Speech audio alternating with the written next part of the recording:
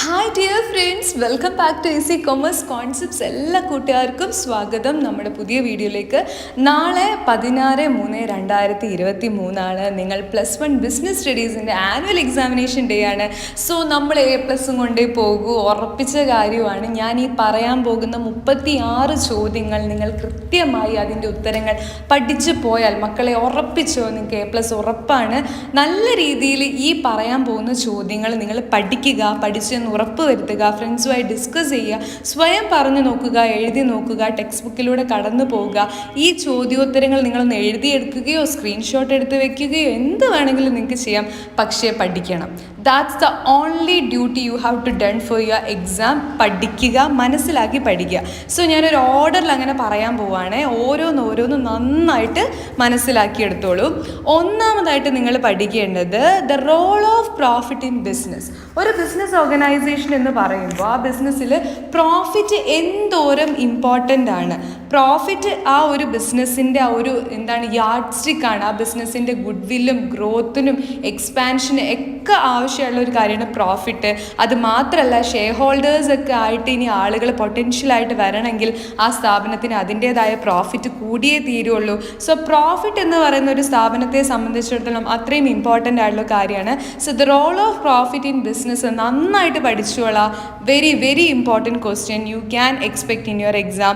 അടുത്തത് objectives of business ആണ്. ബിസിനസ്സിൻ്റെ ലക്ഷ്യങ്ങൾ എന്തൊക്കെയാണെന്നുള്ളത് വളരെ വ്യക്തമായി തന്നെ പഠിക്കുക. നമുക്കറിയാം പ്രോഫിറ്റാണ് മെയിൻ ലക്ഷ്യം എന്ന് പറയുന്നത്. കൂടാതെ തന്നെ market standing, innovation, productivity, physical and financial resources, earning profit, ഇതെല്ലാം വരുന്നുണ്ട്. അതുപോലെ തന്നെ manager performance and development, worker performance and attitude, social responsibility, ഇത്രയും കാര്യങ്ങൾ ബിസിനസ്സിൻ്റെ മൾട്ടിപ്പിൾ ഒബ്ജക്റ്റീവ്സ് ആയിട്ട് നമുക്ക് പഠിക്കാനുണ്ടായിരുന്നു. സോ പ്രോഫിറ്റ് ഒഴികെ ബാക്കി എന്തൊക്കെ കാര്യങ്ങളാണ് ബിസിനസ്സിൻ്റെ ലക്ഷ്യമായിട്ടുള്ളതെന്ന് പഠിച്ചു വയ്ക്കുക. അതുപോലെ തന്നെ ആ ചാപ്റ്റർ പഠിക്കേണ്ട ഒരു കാര്യമാണ് നേച്ചർ ഓഫ് ബിസിനസ് റിസ്ക്. അതായത് എന്താണ് the probability or the possibility of inadequate profit അല്ലെങ്കിൽ ലോസസിനെയാണ് നമ്മൾ റിസ്ക് എന്ന് വിളിക്കുക. അപ്പോൾ ഏതൊക്കെ തരത്തിലുള്ള റിസ്ക് ഉണ്ട്? റിസ്കിൻ്റെ നേച്ചർ എന്ന് പറയുന്നത് ഡ്യൂ ടു അൺസർണിറ്റി ആണ്, essential part of the business ആണ്, degree of risk depends upon mainly nature and size of the business, and profit ആണ് റിസ്കിന് കിട്ടുന്ന ആ ഒരു അവാർഡ് അല്ലെങ്കിൽ റിട്ടേൺ. അപ്പോൾ അത് നന്നായിട്ട് നോക്കുക. പിന്നെ നിങ്ങൾ പഠിക്കേണ്ട ഇമ്പോർട്ടൻ്റ് ആയിട്ടുള്ള ക്വസ്റ്റ്യൻ, 4ാമത്തെ ചോദ്യം, explain the auxiliaries or functions of commerce. കൊമേഴ്സിൻ്റെ ഫങ്ഷൻസ് അല്ലെങ്കിൽ ഓക്സിലറീസ് എന്തൊക്കെയാണെന്ന് ചോദിക്കും. Communication, transportation, banking, insurance, warehousing and advertising. നന്നായിട്ട് പഠിച്ചോളാം ഈ പറഞ്ഞിട്ടുള്ള 6 കാര്യങ്ങൾ. ഓക്സിലറീസ് ടു ട്രേഡ് എന്ന് പറഞ്ഞിട്ട് നമുക്ക് പഠിക്കാനുണ്ടായിരുന്ന 6 കാര്യങ്ങളാണത്. ഇമ്പോർട്ടൻ്റ് ആണ്. ഇതിന് ഓരോന്നിനും അതിൻ്റേതായ ചുമതലയുണ്ട്. ഇപ്പോൾ communication removal the hindrance of lack of knowledge, അതുപോലെ തന്നെ പ്ലേസ്, ഫിനാൻസ്, റിസ്ക്, ടൈം, ഇതിലൊക്കെ ഓരോന്നും യൂസ് ചെയ്യുന്നുണ്ട്. നന്നായിട്ട് തന്നെ പഠിക്കുക. പിന്നെ എന്തൊക്കെ കാര്യങ്ങളാണ് നമ്മളൊരു ബിസിനസ് സ്റ്റാർട്ട് ചെയ്യുമ്പോൾ ശ്രദ്ധിക്കേണ്ട അല്ലെങ്കിൽ കൺസിഡർ ചെയ്യേണ്ട ഫാക്ടേഴ്സ് എന്നുള്ളത് വളരെ ഇമ്പോർട്ടൻ്റ് ആണ്. അതായത് selection of the business, size of the firm, choice of form of ownership, financing, physical facilities, plan Leh out, tax planning, അങ്ങനെ ഒത്തിരി കാര്യങ്ങളുണ്ട് ഫാക്ടേഴ്സ് നമ്മളൊരു ബിസിനസ് സ്റ്റാർട്ട് ചെയ്യുമ്പോൾ ശ്രദ്ധിക്കേണ്ട. അപ്പോൾ 1ാമത്തെ ചാപ്റ്ററിൽ നിന്നും ഈ 5 കാര്യങ്ങൾ നിങ്ങൾ നന്നായിട്ട് നോക്കുക. ക്ലാസിഫിക്കേഷൻ ഓഫ് ബിസിനസ്സും നോക്കുക. അടിപൊളിയായിട്ട് ആ ഒരു ഏരിയ പഠിക്കുക. പിന്നെ നിങ്ങൾ പഠിക്കേണ്ട ഒരു കാര്യമാണ് നല്ല രീതിയിൽ പാർട്ട്ണർഷിപ്പ്, അതുപോലെ തന്നെ sole proprietorship, joint stock company, cooperative society എന്നൊക്കെ പറഞ്ഞ് നമുക്ക് കുറച്ച് ഫോംസ് ഓഫ് ഓർഗനൈസേഷൻസ് പഠിക്കാനുണ്ട് 2ാമത്തെ ചാപ്റ്ററിൽ. അതിൽ നിങ്ങൾ ആദ്യം പഠിക്കേണ്ടത് സോൾ പ്രൊപ്രൈറ്റർഷിപ്പിൻ്റെ മെറിറ്റ്സും ഡീമെറിറ്റ്സും ആണ്. വളരെ ഇമ്പോർട്ടൻ്റ് ആണ്. വളരെ ഇമ്പോർട്ടൻ്റ് ആണ്. Easy formation, quick decision, motivation, secrecy, close personal relation നമുക്ക് സോൾ പ്രൊപ്രൈറ്റർഷിപ്പിൽ വയ്ക്കുക. അതുപോലെ ലിമിറ്റഡ് ക്യാപിറ്റൽ ആണ്, lack of continuity, limited managerial ability, unlimited liability ഒക്കെയാണ് സോൾ പ്രൊപ്രൈറ്റർഷിപ്പിൻ്റെ ഡീമെറിറ്റ് എന്ന് പറയുന്നത്. സോ ഈ 5 ഫോം ഓഫ് ഓർഗനൈസേഷൻ നിങ്ങൾ പഠിക്കണം. അതിൽ മെയിൻലി സോൾ പ്രൊപ്രൈറ്റർഷിപ്പിൻ്റെ ഫീച്ചേഴ്സ്, അതിൻ്റെ മെറിറ്റ്സ്, ഡീമെറിറ്റ്സ്. ഫീച്ചേഴ്സ് പഠിച്ചൊരു കുട്ടിക്ക് എന്ത് ചെയ്യാൻ പറ്റും? മെറിറ്റ്സും ഡീമെറിറ്റ്സും അതിൽ നിന്ന് തന്നെ ഉണ്ടാക്കി എഴുതാൻ പറ്റും. സോ ഒരിക്കലും മിസ് ചെയ്യരുത്. സോൾ പ്രൊപ്രൈറ്റർഷിപ്പ് വളരെ ഇമ്പോർട്ടൻ്റ് ആണ്. എൻ്റെ മക്കൾ നല്ല രീതിയിൽ തന്നെ പഠിച്ചോ, നമുക്കത് എക്സ്പെക്റ്റ് ചെയ്യാവുന്ന ഒരു ചോദ്യമാണ്. പിന്നെ ആ ചാപ്റ്ററിൽ നിന്ന് ചോദിക്കാൻ സാധ്യതയുള്ള ഒരു ക്വസ്റ്റ്യൻ ആണ്, എന്താണ് പാർട്ട്ണർഷിപ്പ് ഡീഡ്? പാർട്ട്ണർഷിപ്പ് ഡീഡ് എന്താണെന്ന് ഇടയ്ക്കിടയ്ക്ക് ചോദിച്ച് കാണാറുണ്ട്. പാർട്ട്ണർഷിപ്പ് ഡീഡ് എന്താണ്? The written agreement which specifies the terms and conditions of partnership is called the partnership deed. പാർട്ട്ണർഷിപ്പിൻ്റെ എല്ലാ റിട്ടേൺ ആയിട്ട് എഴുതി വെച്ചിട്ടുള്ള റൂൾസും റെഗുലേഷൻസും കണ്ടീഷൻസും അടങ്ങിയിട്ടുള്ള ഒരു റിട്ടൺ എഗ്രിമെൻ്റ് ആണ് എന്ത്? പാർട്ട്ണർഷിപ്പ് ഡീഡ് എന്ന് പറയുന്നത്. അതുപോലെ അത് ഇമ്പോർട്ടൻ്റ് ആണ്. അതിലൊരു 5-6 കണ്ടന്റെങ്കിലും പഠിച്ചു വെച്ചോളൂ. Name of the firm, duration of business, nature of business and location, profit sharing ratio, rights, duties and powers of partners. അതിൻ്റെ ഒരു 4-5 കണ്ടന്റ് നിങ്ങൾ പഠിച്ചു വെക്കണം. പിന്നെ the most important question of this chapter, that is joint stock കമ്പനിയുടെ 4 മെരിറ്റും 4 ഡീമെരിറ്റും പഠിച്ചു വെച്ചോളൂ മക്കളെ. നല്ല ഇമ്പോർട്ടൻ്റ് ആണ്, മിസ് ചെയ്യരുത്. ജോയിൻറ്റ് സ്റ്റോക്ക് കമ്പനി അത്ര ഇമ്പോർട്ടൻ്റ് ആണ്. ജോയിൻറ്റ് സ്റ്റോക്ക് കമ്പനിയുടെ മെരിറ്റും ഡീമെരിറ്റും, അതായത് അതിൻ്റെ ഫീച്ചേഴ്സ് പഠിച്ചാൽ തന്നെ നിങ്ങൾക്ക് ഓൾമോസ്റ്റ് അതിൻ്റെ മെറിറ്റും ഡീമെറിറ്റും പറയാൻ വേണ്ടി പറ്റും. വളരെ ഇമ്പോർട്ടൻ്റ് ആണ് ജോയിൻറ്റ് സ്റ്റോക്ക് കമ്പനിയുടെ മെറിറ്റ്സും ഡീമെറിറ്റ്സും. അതായത് മെറിറ്റ് നോക്കുകയാണെങ്കിൽ ലിമിറ്റഡ് ലയബിലിറ്റി ആണ്, ട്രാൻസ്ഫറബിലിറ്റി ഓഫ് ഷെയർസ് ഉണ്ട്, പെർപെക്ച്വൽ എക്സിസ്റ്റൻസ് ഉണ്ട്, സ്കോപ്പ് ഫോർ എക്സ്പാൻഷൻ ഉണ്ട്, പബ്ലിക് കോൺഫിഡൻസ് ഉണ്ട്. ഇതൊക്കെ നമുക്ക് അതിൽ പറയാൻ പറ്റും. ഞാൻ ലിമിറ്റേഷൻസ് അല്ലെങ്കിൽ ഡീമെറിറ്റ് ആണെങ്കിൽ difficulty in formation, lack of secrecy, numerous regulation, delay in decision making, conflicts in interest, ഇതിനൊക്കെ സാധ്യത ഉണ്ട് ജോയിൻറ്റ് സ്റ്റോക്ക് കമ്പനിയിൽ. സോ ജോയിൻറ്റ് സ്റ്റോക്ക് കമ്പനിയുടെ ഫീച്ചേഴ്സ് നോക്കുകയാണെങ്കിൽ അത് ഇൻകോർപ്പറേറ്റഡ് അസോസിയേഷൻ ആണ്, സെപ്പറേറ്റ് ലീഗൽ എൻറ്റിറ്റി ഉണ്ട്, formation and perpetual succession, control liability, common seal, transferability of shares. അപ്പോൾ ഈ ഫീച്ചേഴ്സ് തന്നിട്ടായിരിക്കും നിങ്ങളോട് ഇത് ഏത് ടൈപ്പ് ഓഫ് ഓർഗനൈസേഷൻ ആണെന്നൊക്കെ ചോദിക്കുക. അപ്പോൾ അതൊക്കെ നല്ല സൂപ്പറായിട്ട് എഴുതണമെങ്കിൽ നിങ്ങൾ അതിൻ്റെ ഫീച്ചേഴ്സ് നിർബന്ധമായും പഠിച്ചിരിക്കണം. വളരെ വളരെ ഇമ്പോർട്ടൻ്റ് ആണ് ആ ഒരു ഏരിയ. പിന്നെ ഡിഫറെൻറ്റ് ടൈപ്സ് ഓഫ് പാർട്ട്ണർഷിപ്പ് ഉണ്ട്. പാർട്ട്ണർഷിപ്പിൻ്റെ ആ ഒരു തരം ചോദിക്കാനുള്ള സാധ്യത ഉണ്ട്. ടൈപ്സ് ഓഫ് പാർട്ട്ണർഷിപ്പ് ഇമ്പോർട്ടൻ്റ് ആണ്. അതായത് ജനറൽ പാർട്ട്ണർഷിപ്പ്, ലിമിറ്റഡ് പാർട്ട്ണർഷിപ്പ് എന്ന് പറഞ്ഞിട്ടുള്ള പെർട്ടിക്കുലർ പാർട്ട്ണർഷിപ്പ് ആയിട്ട് വില്ല്, അതൊക്കെ ഒന്ന് നോക്കാം.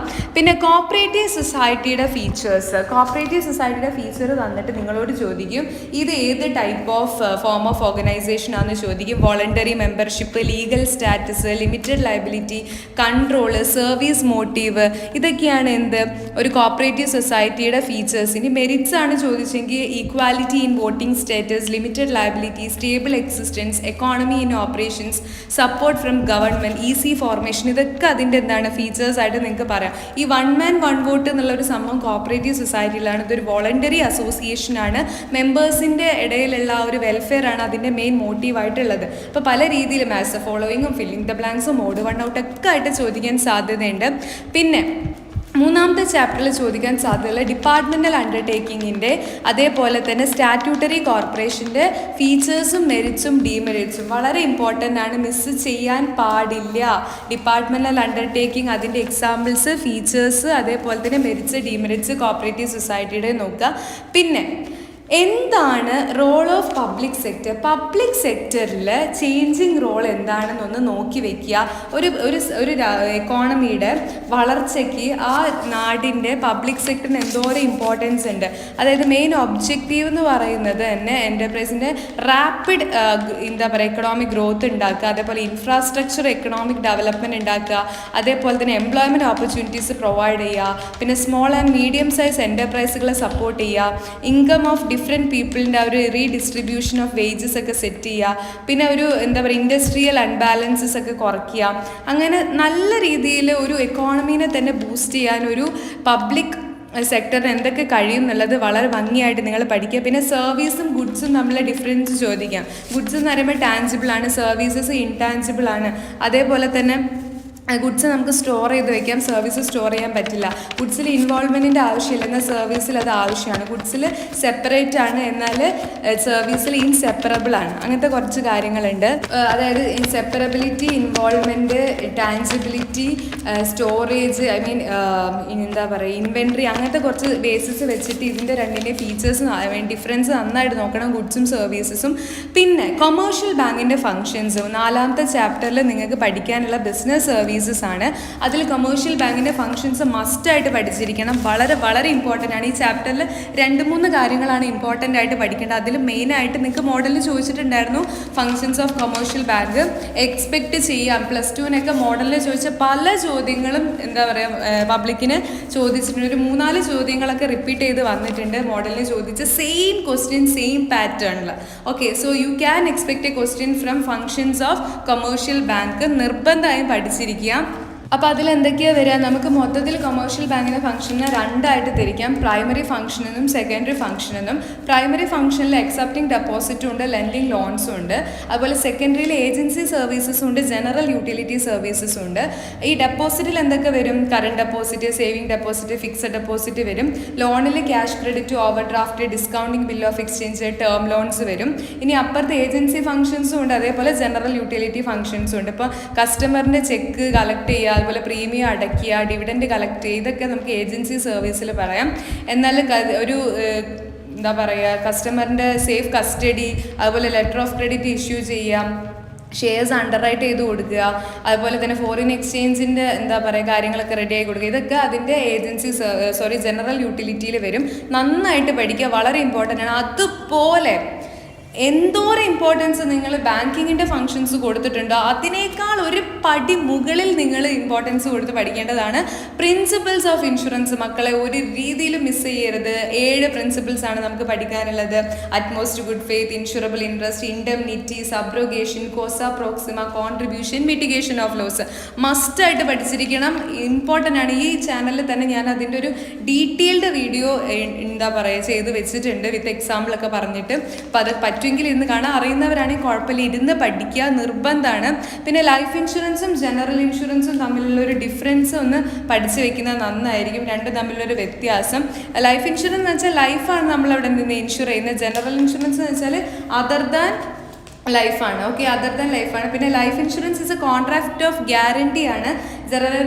ജനറൽ ഇൻഷുറൻസ് തന്നെ കോൺട്രാക്ട് ഓഫ് ഇൻഡെംനിറ്റി ആണ്. ലൈഫ് എന്ന് പറയുന്നത് ഇറ്റ്സ് എ അഷ്വറൻസ് ആണ്, മറ്റേത് ഒരു കോൺട്രാക്ട് ഓഫ് ഇൻഷുറൻസ് ആണ്. ഓക്കെ, അപ്പോൾ ആ രീതിയിലൊന്ന് അത് പഠിച്ചു വെക്കണം, അതിൻ്റെ രണ്ടിൻ്റെ ഡിഫറൻസ്. പിന്നെ ഈ ബിസിനസ്സിൻ്റെ സ്കോപ്പ് വളരെ ഇമ്പോർട്ടൻ്റ് ആണ്. ഈ ബിസിനസ് എന്ന് പറയുമ്പോൾ അതിന് ഒരുപാട് സ്കോപ്പ് വരുന്നുണ്ട്. അതായത് എന്താണ്, നമുക്ക് ഒത്തിരി കാര്യങ്ങൾ ആളുകളിലേക്ക് എത്തിക്കാൻ വേണ്ടിയിട്ട് ഈ ബിസിനസ്സിലൂടെ സാധിക്കുന്നുണ്ട്. കുറച്ചുകൂടെ കൺവീനിയൻ്റ് ആണ്. അതേപോലെ തന്നെ ടൈം നമുക്ക് ഒത്തിരി സേവ് ചെയ്യാൻ വേണ്ടിയിട്ട് പറ്റുന്നുണ്ട്. അപ്പോൾ നമുക്ക് എന്തൊക്കെയാണ് കുറച്ചൊരു ബ്രോഡർ കോൺസെപ്റ്റ് ആണ്. അതിൽ ഒത്തിരി ഫങ്ഷൻസ് വരുന്നുണ്ട്. Electronically connection with manufacturing and selling of goods and services വരുന്നതാണ് ഈ ബിസിനസ് എന്ന് പറയുമ്പോൾ.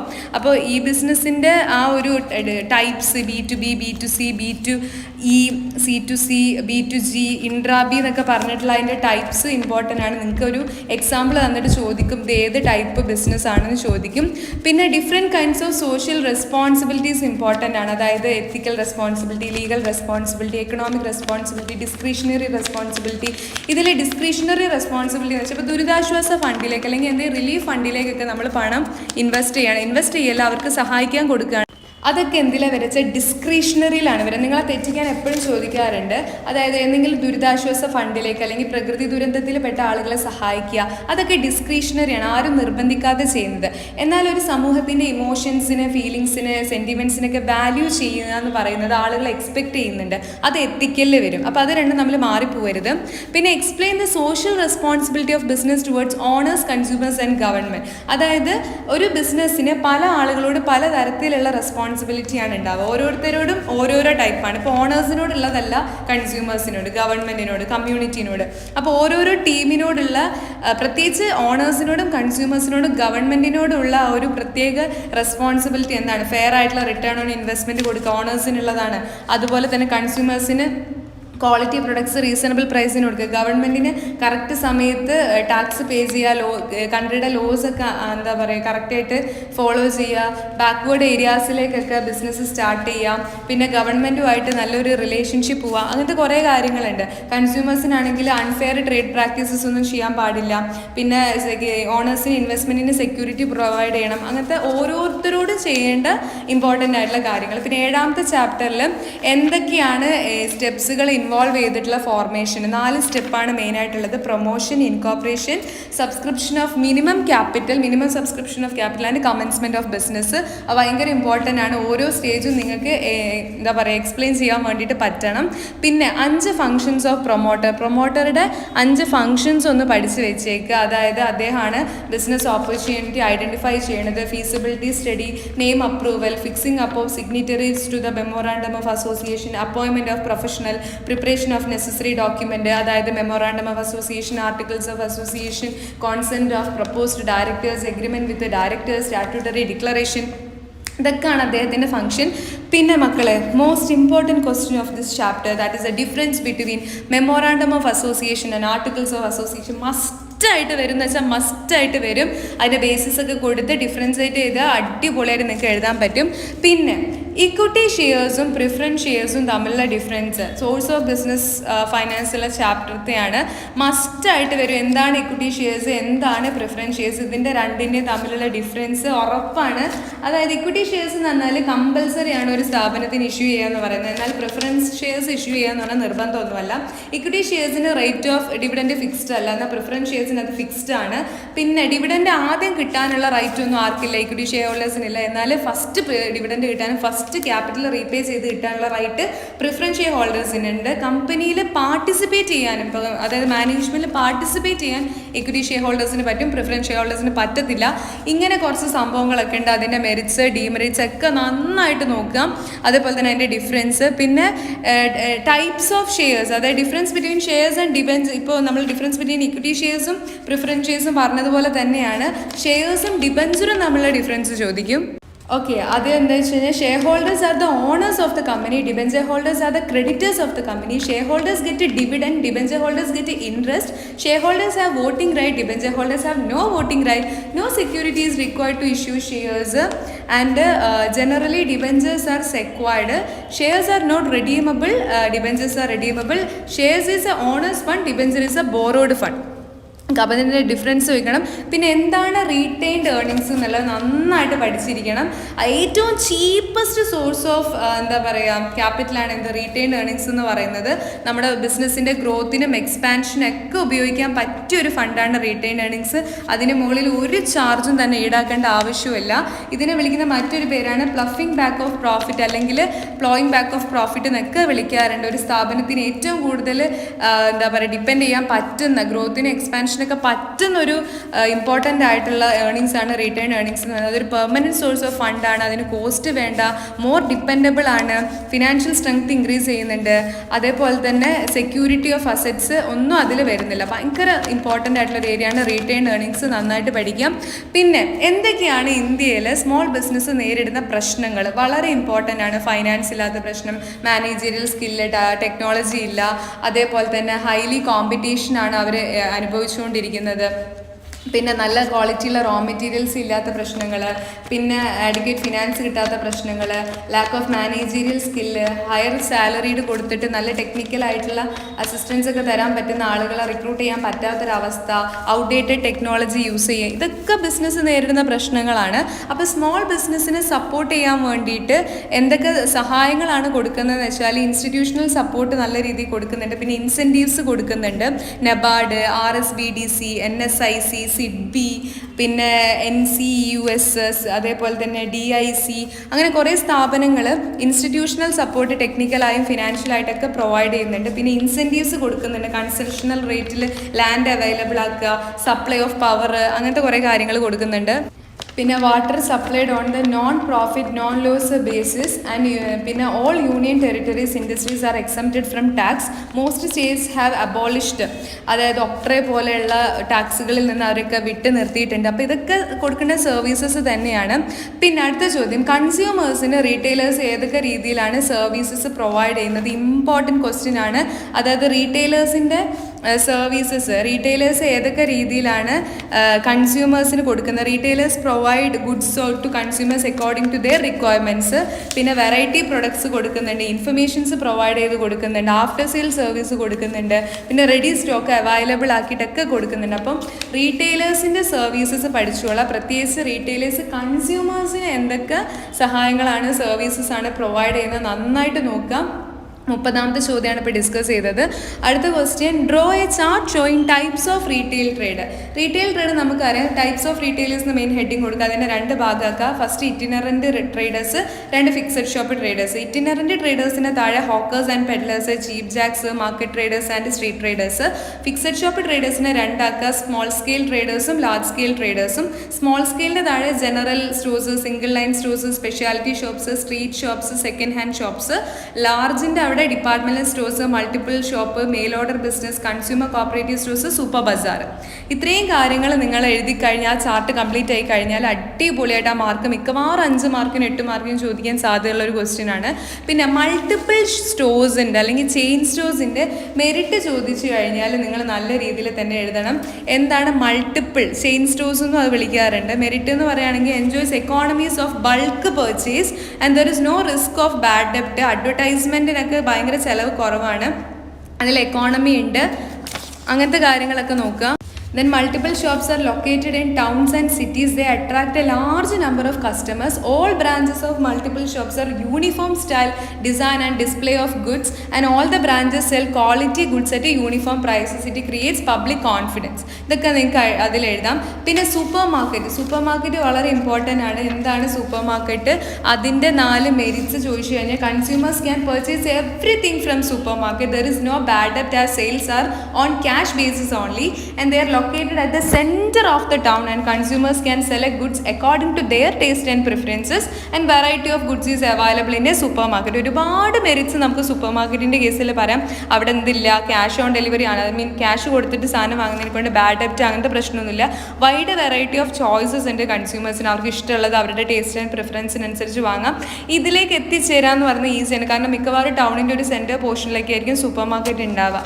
സോ ഇതൊക്കെ നമുക്ക് അതിനെ മെറിറ്റ്സ് ആയിട്ട് എഴുതാൻ വേണ്ടിയിട്ട് പറ്റും. ആൻഡ് ദ ഫൈനൽ സ്റ്റേജിലേക്ക് നമ്മൾ എത്തുകയാണ്. 33ാമത്തെ ചോദ്യം, സൂപ്പർ മാർക്കറ്റിൻ്റെ മെറിറ്റ്സ് നമ്മൾ ഓൾറെഡി മെൻഷൻ ചെയ്തായിരുന്നു എന്തൊക്കെയാണ് സൂപ്പർ മാർക്കറ്റിൻ്റെ മെറിറ്റ്സ്. പിന്നെ state any four benefits of international business. നമ്മൾ അവസാന ഭാഗങ്ങളിലേക്ക് എത്തിയിരിക്കുകയാണ്. ഇൻ്റർനാഷണൽ ബിസിനസ് ഉള്ളത് കൊണ്ട് ഒരു നാടിന് എന്തൊക്കെ ഗുണഗണങ്ങളാണ് ഉള്ളത്, അതിൻ്റെ ഒരു ബെനിഫിറ്റ്സ് നോക്കുകയാണെങ്കിൽ ഏർണിംഗ് ഓഫ് 2 ബെനിഫിറ്റ്സ് ഉണ്ട്. അതായത് ബെനിഫിറ്റ്സ് ടു നേഷനും ഉണ്ട്, അതുപോലെ തന്നെ ബെനിഫിറ്റ്സ് ടു ഫേംസും ഉണ്ട്. ബെനിഫിറ്റ്സ് ടു നേഷൻ നോക്കുകയാണെങ്കിൽ earning of foreign exchange, more efficient use of resources, improving growth prospects and employment potential, പിന്നെ increased standard of living, international relation, അതുപോലെ നമുക്ക് ഫേംസിൻ്റെ പറയാം prospects for higher profit, increased capacity utilisation, prospects for growth, enhances competition, പിന്നെ improved business vision ഒക്കെ നമുക്കതിൽ പറയാവുന്നതാണ്. International ബിസിനസ്സിൻ്റെ നമുക്ക് മേന്മകൾ പറയുകയാണെങ്കിൽ ചോദിക്കാൻ നല്ല സാധ്യതയുണ്ട്. പിന്നെ ഈ ചാപ്റ്ററിൽ നിന്ന് ഇമ്പോർട്ടൻ്റ് ആയി ചോദിക്കുന്ന ഒരു ക്വസ്റ്റ്യനാണ്, എങ്ങനെയൊക്കെ നമുക്ക് ഇൻ്റർനാഷണൽ ബിസിനസ്സിലേക്ക് കയറി വരാം. മോഡ്സ് ചോദിച്ചു കഴിഞ്ഞാൽ നിങ്ങൾ പറയണം. അതിൽ export and import, contract manufacturing, licensing and franchising, wholly owned subsidiaries, joint ventures ഒഴിവാക്കിയിട്ടുള്ളത് ഈ ചാപ്റ്ററിലല്ല കേട്ടോ, അത് വേറൊരു ചാപ്റ്ററിലാണ് ഒഴിവാക്കി. ഈ ചാപ്റ്ററിൽ ജോയിൻറ്റ് വെഞ്ചർ ഉണ്ട്. നല്ല രീതിയിൽ പഠിച്ചോളാം, വളരെ ഇമ്പോർട്ടൻ്റ് ആണ്. ആ ഒരു 5 മോഡും പ്രത്യേകിച്ച് ലൈസൻസിങ്ങും ഫ്രാഞ്ചൈസിങ് ഒക്കെ എടുത്തെടുത്ത് ചോദിക്കും. ലൈസൻസിങ് ഫോർ ഗുഡ്സ് ആണ്, ഫ്രാഞ്ചൈസിങ് ഫോർ സർവീസസ് ആണ്. പിന്നെ ഏതെങ്കിലും 5 എക്സ്പോർട്ട് പ്രൊസീജിയേഴ്സ് എഴുതാൻ ചോദിച്ചു കഴിഞ്ഞാൽ അത് എഴുതാം. അതിലെ ഡോക്യുമെൻറ്റ്സ് ഒക്കെ വളരെ ഇമ്പോർട്ടൻ്റ് ആണ്. പിന്നെ നിങ്ങൾ അതിൽ നോക്കേണ്ട കാര്യം കുറച്ച് ഡോക്യുമെൻറ്റ്സ് നന്നായിട്ട് നോക്കുക. Like bill of entry, bill of lading, letter of credit, mates receipt, അങ്ങനത്തെ കുറച്ച് ഇമ്പോർട്ടൻ്റ് ആയിട്ടുള്ള ഡോക്യുമെൻറ്റ്സിനെ കുറിച്ച് അതിൽ മെൻഷൻ ചെയ്യുന്നുണ്ട്. അതൊക്കെ ഒന്ന് നന്നായിട്ട് നോക്കാം. അതൊക്കെ നോക്കിയാൽ തന്നെ നിങ്ങൾക്ക് അത്യാവശ്യം നല്ലൊരു മാർക്ക് കിട്ടും. So shipping bill, card ticket, bill of lading, made receipt, ഇതൊക്കെയാണ് മെയിനായിട്ട് ഇതുവരെ ചോദിച്ച് കണ്ടിട്ടുള്ള important documents. Shipping bill, bill of lading, mates receipt ഒക്കെ അതൊക്കെ ഒന്ന് നോക്കാം. പിന്നെ IMFും WTO അതേപോലെ തന്നെ വേൾഡ് ബാങ്ക് ഇതിൻ്റെയൊക്കെ ജസ്റ്റ് ഒന്ന് നോക്കി വെച്ചാൽ നന്നായിരിക്കും.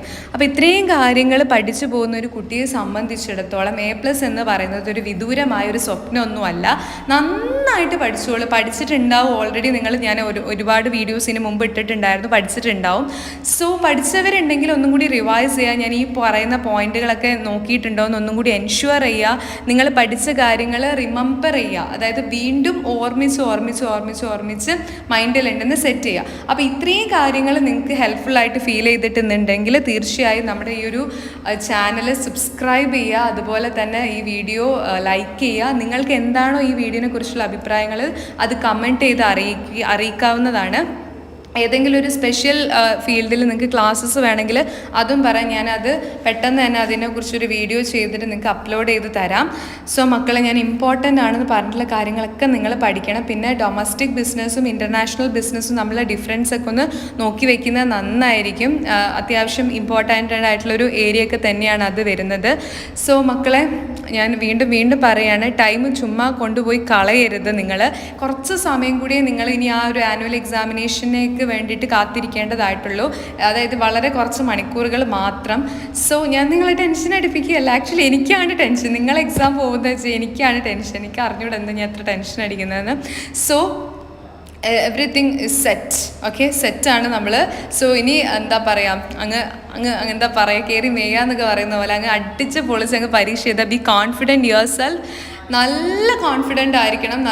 അതായത് ഞാൻ ഇത്രയും കാലം പഠിച്ച കാര്യങ്ങൾ നല്ല അടിപൊളിയായിട്ട് പെർഫോം ചെയ്യാൻ പോവാണെന്നുള്ള ആ ഒരു ആവേശത്തിൽ, ആ ഒരു ആഹ്ലാദത്തിലായിരിക്കണം നിങ്ങൾ എക്സാം ഹാളിലേക്ക് പോകേണ്ടത്. എല്ലാവരും ഫ്രണ്ട്സിനോടൊക്കെ yes you can do better എന്നുള്ളൊരു നല്ലൊരു വിഷ് കൊടുത്തുകൊണ്ട് തന്നെ എക്സാം ഹാളിലേക്ക് പോകാം.